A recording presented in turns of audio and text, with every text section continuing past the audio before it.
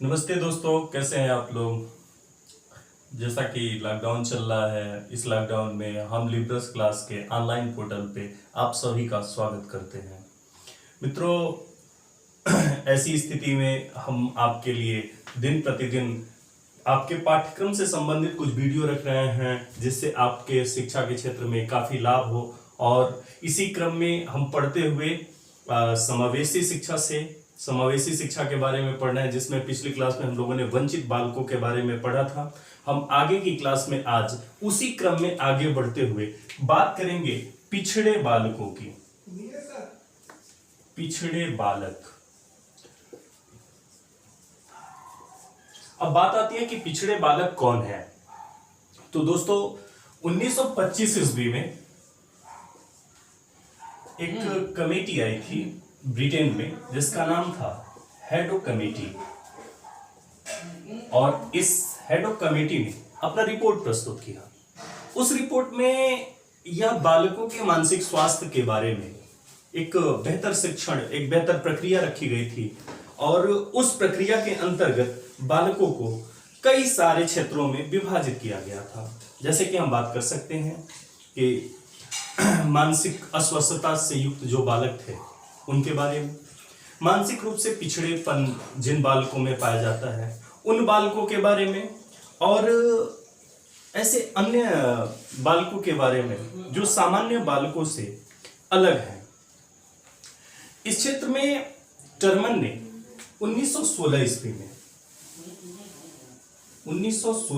में टर्मन ने एक बुद्धि परीक्षण प्रस्तुत किया था, जिसे कहा जाता है स्टैनफोर्ड बिने बुद्धि परीक्षण। स्टैनफोर्ड विश्वविद्यालय का टर्मन, इसने साइमन बिने के साथ मिलकर एक परीक्षण प्रस्तुत किया था, जिसे स्टैनफोर्ड बिने बुद्धि परीक्षण कहा गया। इसमें इसने बालकों के मानसिक आयु का मापन किया था। इसके बारे में हम लोग काफी चर्चा करेंगे बुद्धि के पाठ्यक्रम में, जब हम बुद्धि का चैप्टर पढ़ेंगे इंटेलिजेंसी तब।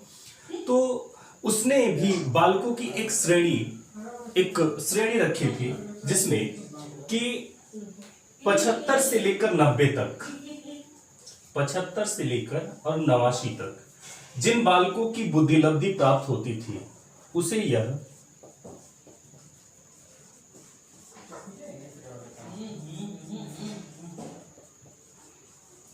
उन बालकों को या पिछड़े बालकों में रखता था। दोस्तों, पिछड़ा बालक कौन है, इसके बारे में जब भी हम लोग चर्चा करते हैं तो पिछड़े बालकों की एक विशेष बात होती है। आप लोग इसे नोट करते चलिएगा। पिछड़े बालकों की एक विशेष बात होती है कि हम किन बालकों को पिछड़ा बालक कहेंगे, किन बालकों को पिछड़ा बालक नहीं कहेंगे। पिछड़े बालक और वंचित बालक में अंतर क्या है। तो पिछली क्लास में हमने आपको वंचित बालकों से संबंधित बात बताई थी। अब हम बात करेंगे पिछड़े बालकों की। तो सामान्य रूप में हम कहते हैं कि ऐसे बालक, ध्यान दीजिएगा बात पे, एक एक शब्द बहुत महत्वपूर्ण है इसमें। ऐसे बालक जो अपने आयु वर्ग के बालकों से कम शैक्षिक योग्यता रखते हैं, उन्हें पिछड़ा बालक कहा जाता है। ऐसे बालक जो अपने आयु वर्ग के बालकों से कम शैक्षिक योग्यता रखते हैं, उन्हें पिछड़ा बालक कहा जाता है। जैसे मान लीजिए कि राम कक्षा 8 का छात्र है, जिसकी आयु 16 वर्ष है, जबकि 16 वर्ष के आयु के बालक कक्षा 10 में है। तो राम क्या हो जाएगा, पिछड़ा बालक हो जाएगा। क्यों? क्योंकि राम कक्षा 8 में पढ़ रहा है, अपने आयु वर्ग, उसका आयु वर्ग 16 है, और 16 वर्ग के बालक किस में है, 10 वर्ष में है, कक्षा 10 में है। तो राम किस कक्षा में है, 8वीं कक्षा में है। तो ऐसे बालक जो अपने आयु वर्ग के बालकों से कम शैक्षिक योग्यता रखते हैं, उन बालकों को हम क्या कहेंगे, पिछड़ा बालक कहेंगे। अब इसके बारे में सबसे पहले वर्ट महोदय ने कहा, वर्ट महोदय ने कहा कि पिछड़ा बालक वह है जो अपने आयु स्तर की कक्षा से एक कक्षा नीचे के प्रश्नों को हल नहीं कर पाता है। ध्यान दीजिएगा, बर्ट ने कहा ऐसे बालक जो अपने आयु स्तर के एक कक्षा नीचे, एक कक्षा नीचे के प्रश्नों को, नीचे के प्रश्नों को हल न कर पाता हो, हल न कर पाता हो, पिछड़ा बालक कहलाएगा। वर्ट ने इस बात की कही, वर्ट की बात बहुत महत्वपूर्ण थी, लेकिन जब वर्ट की ऐसी बातें आई तो भारतीयों ने उसका विरोध किया। भारतीय मनोवैज्ञानिक संघ जो था 1900 में कलकत्ता में मनोविज्ञान की स्थापना भारत में हुई थी। ये यूपी टेट का पूछा हुआ प्रश्न है, तो मित्रों ध्यान दीजिएगा। 1900 में कलकत्ता में भारतीय मनोविज्ञान शाला की स्थापना की गई थी कलकत्ता विश्वविद्यालय में। तो एक मनोवैज्ञानिक थे भारत के जिनका नाम था टीके मेनन, टीके मेनन। और मेनन साहब ने कहा कि भाई ऐसी बात नहीं है कि वह एक कक्षा नीचे के प्रश्नों को हल ना कर पाए तो वो पिछड़ा बालक हो जाएगा, नहीं। इसने कहा कि भारतीय परिस्थिति में, ध्यान दीजिएगा, भारतीय परिस्थिति में इन्होंने पिछड़े बालकों की बात क्या की। इन्होंने कहा कि भारतीय परिस्थिति में वह बालक पिछड़ा है जो अपनी औसत आयु से, अपनी औसत आयु से, आयु की कक्षा से, सॉरी, अपने औसत आयु की कक्षा से 1 वर्ष बड़ा है। तो ध्यान दीजिएगा, वह बालक जो अपने औसत आयु की कक्षा से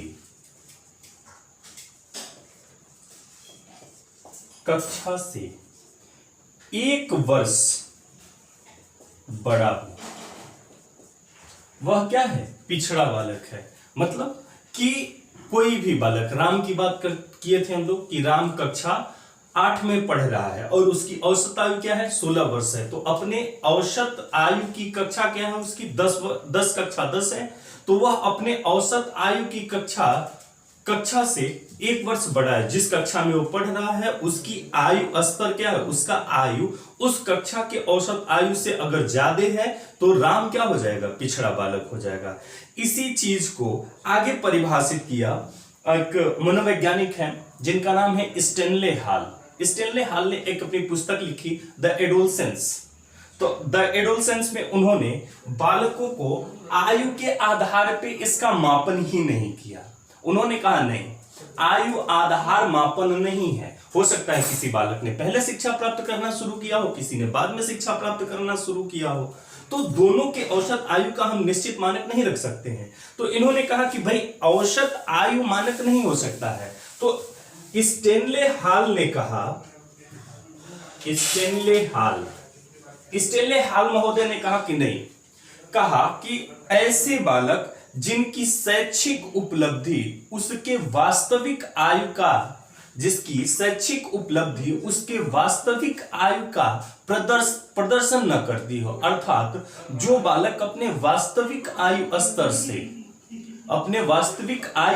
से उसकी शैक्षिक उपलब्धियां मैच न करती हो, उसका मिलान न होता हो, उन बालकों को हम क्या कर सकते हैं कि ऐसे बालक जो होंगे पिछड़े होंगे। अर्थात इनका जो मापन था वह किस आधार पे था? शैक्षिक आधार पे था। और देखिए यह प्रश्न सीटेट में पूछा गया है। यह प्रश्न पूछा गया है किस आधार पे कि बालकों के पिछड़ेपन का आकलन शैक्षिक आधार पर किस मनोवैज्ञानिक ने किया था?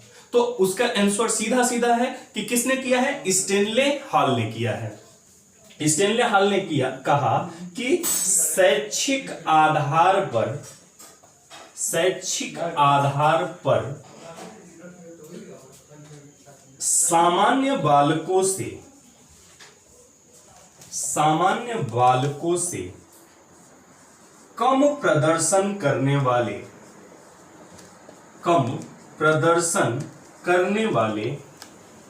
बालक पिछड़े बालक होंगे। कौन बालक होंगे? ऐसे बालक जो शैक्षिक आधार पर सामान्य बालकों का, जिनका प्रदर्शन निम्न हो, जो कम प्रदर्शन कर रहे हैं, वो बालक क्या हो जाएंगे? पिछड़े बालक होंगे। तो हम लोग तीनों स्तर पे एक बार फिर बात करते हैं। वर्ट महोदय ने कहा कि ऐसे बालक जो अपने औसत आयु अपने आयु स्तर के एक कक्षा के नीचे के प्रश्नों को हल नहीं कर पाते हैं, वो क्या हो जाएंगे, पिछड़े बालक हो जाएंगे। टीके मेनन ने कहा नहीं साहब ऐसा नहीं होगा। क्या इन्होंने कहा कि औसत आयु की कक्षा से 1 वर्ष बड़ा हो वह बालक क्या हो जाएगा, पिछड़ा होगा। और स्टेनले हॉल ने इन दोनों की परिभाषाओं से अलग परिभाषा प्रस्तुत की और कहा शैक्षिक आधार पर सामान्य बालकों से निम्न प्रदर्शन करने वाले जो बालक होंगे वो कौन होंगे, पिछड़े बालक होंगे। अब बात आई कि पिछड़े बालकों की तो बात हो गई, लेकिन इनकी पहचान कैसे की जाएगी। तो दोस्तों हम इनकी पहचान की बात करें तो आप एक नया हेडिंग डालिएगा,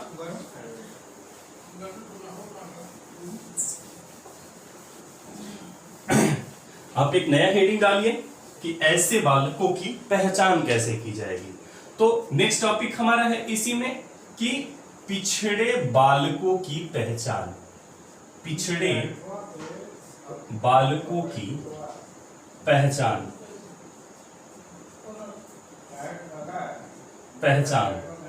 तो जब हम पिछड़े बालकों की पहचान की बात करते हैं तो सबसे पहले हम आ जाएंगे वहीं पर जहां पे 1916 में टर्मन ने अपनी बात कही थी। टर्मन ने क्या कहा था, टर्मन ने कहा था कि 75 से लेकर और 90 तक की जिन बालकों की बुद्धि लब्धि वो क्या होते हैं, पिछड़े बालक होते हैं। तो पहली बात हो जाएगी किस आधार पे हम इनका पहचान करेंगे, बुद्धि लब्धि के आधार पर,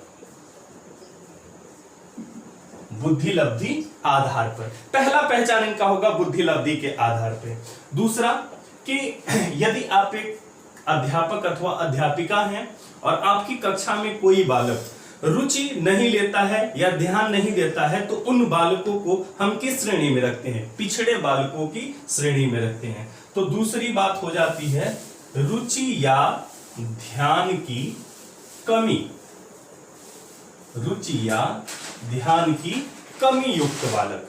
तीसरे बालक हो जाते हैं कि जो बालक किसी भी प्रकार की छोटी छोटी समस्याओं का समाधान नहीं कर पाते हैं, जिन समस्याओं को आप बताते हैं, आपने बताया कि क, आपने बताया किसी बच्चे को कि क लिखना है तो यह हो गया गोला, ये हो गया डंडा, ये हो गया हनुमान जी की पूंछ और ये हो गई रावण की मूंछ। क लिखना आपने बताया बच्चे को कि ये हो गया अंडा, ये हो गया सिपाही जी का डंडा, हनुमान जी की पूंछ और रावण की मूंछ। लेकिन बच्चे ने इसे लिखना नहीं सीखा, यानी कि समस्या का समाधान करना नहीं सीखा। तो ऐसे बालकों को हम किस श्रेणी में रखेंगे, पिछड़े बालकों की श्रेणी में रखेंगे। अर्थात तीसरा पॉइंट हमारा क्या हो जाएगा कि समस्या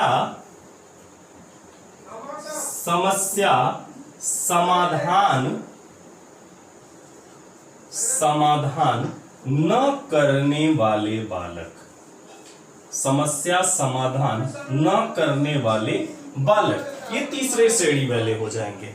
चौथी श्रेणी हो जाएगी कि कुछ ऐसे बालक होते हैं कि जो सामान्य रूप से शैक्षिक और सामाजिक क्रियाकलापों में किसी भी प्रकार का निर्णय लेने में अक्षम होते हैं, तो उनकी रुचि ही नहीं उत्पन्न होती है। तो इन बालकों को भी हम क्या करते हैं, इन बालकों को भी हम पिछड़े बालकों की, सामाजिक रूप से पिछड़े बालक, या फिर हम कह सकते हैं कि ऐसे बालक जो क्रियाकलाप में पाठ्यक्रम क्रियाकलापों में आप कह सकते हैं करिकुलम एक्टिविटीज में भाग नहीं लेते हैं, तो इन बालकों को भी हम किस श्रेणी में रखते हैं, पिछड़े बालकों की श्रेणी में रखते हैं। ठीक है, तो ऐसे बालक जो सामाजिकरण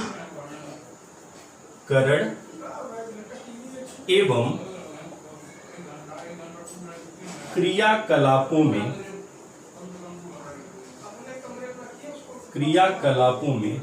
रुचि न लेते हों,